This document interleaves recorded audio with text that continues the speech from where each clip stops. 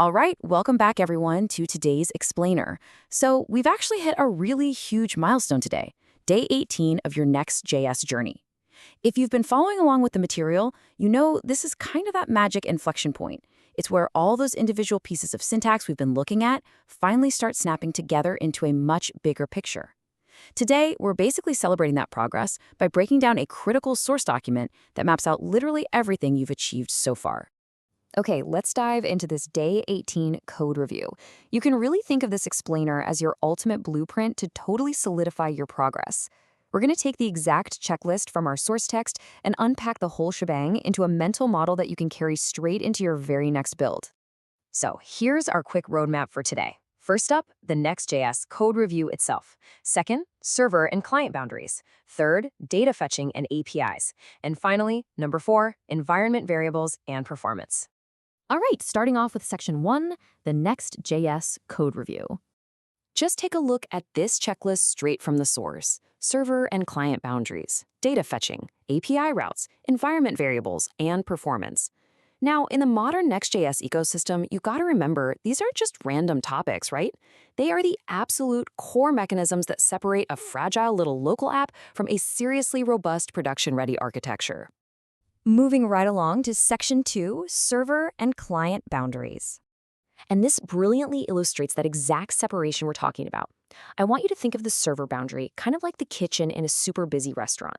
This is where your server components live. It's behind closed doors, it has direct access to the pantry or, the database, and it handles all the heavy lifting completely securely. Now, the client boundary, on the other hand, well, that's the dining room. It's where you use your use client directives for all that snappy interactivity. By keeping your heavy prep back in the kitchen, your dining room stays incredibly fast and responsive for your guests. Which brings us right into section 3, data fetching and APIs. Okay, so if the server is in the back cooking the meal and the client is out front waiting at the table, data fetching is essentially your waitstaff. It's the crucial mechanism responsible for securely transporting that information across the boundary line. And that happens whether it's through direct server-side fetch requests or by utilizing Next.js's built-in caching to just serve it up instantly. Now, what's really interesting about this slide is how API routes formalize that entire process. They essentially act as the engine room functioning right under the hood. By defining strict API routes, like, say, your Next.js route handlers, you aren't just blindly throwing data over a wall anymore. Actually, you're creating highly predictable, secure endpoints for your application to talk with external services or even just its own database. Up next is section 4, environment variables and performance. Let's move to and see how this builds into a really elegant, secure sequence. Step 1. Environment variables. Think of this as the hidden wiring in the walls. You protect your secret keys here, and in Next.js, unless you explicitly expose them with a public prefix, they remain completely hidden from the browser. No peeking allowed. Then, step 2, the API routes safely use those server-side variables to authenticate. And finally, step 3, data fetching securely pulls that authorized information. It's literally just a cascading flow of secure logic.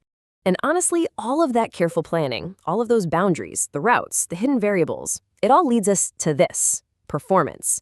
This is the big payoff right here. Everything we have reviewed today from the day 18 source material exists for this single ultimate goal. Look, it's pretty simple. If your architecture is messy, your app is slow. But if you respect the blueprint we just laid out, your app absolutely flies. So, the crucial point is this. When you meticulously compartmentalize your boundaries, optimize your data fetching, and lock down those variables, how fast can you really go? Well, the answer is peak efficiency. By shipping way less JavaScript to the client and keeping all that heavy lifting back on the server, the end user gets a lightning-fast experience that directly, and I mean directly, improves your core web vitals. We've looked at the whole blueprint today, the foundation, the plumbing, the electrical security, and of course, that ultimate performance payoff. You've officially mastered the core concepts of day 18.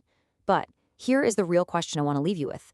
When you fire up your editor for day 19, which of these 5 principles are you going to use to refactor your current code first? Really keep that in mind as you move forward.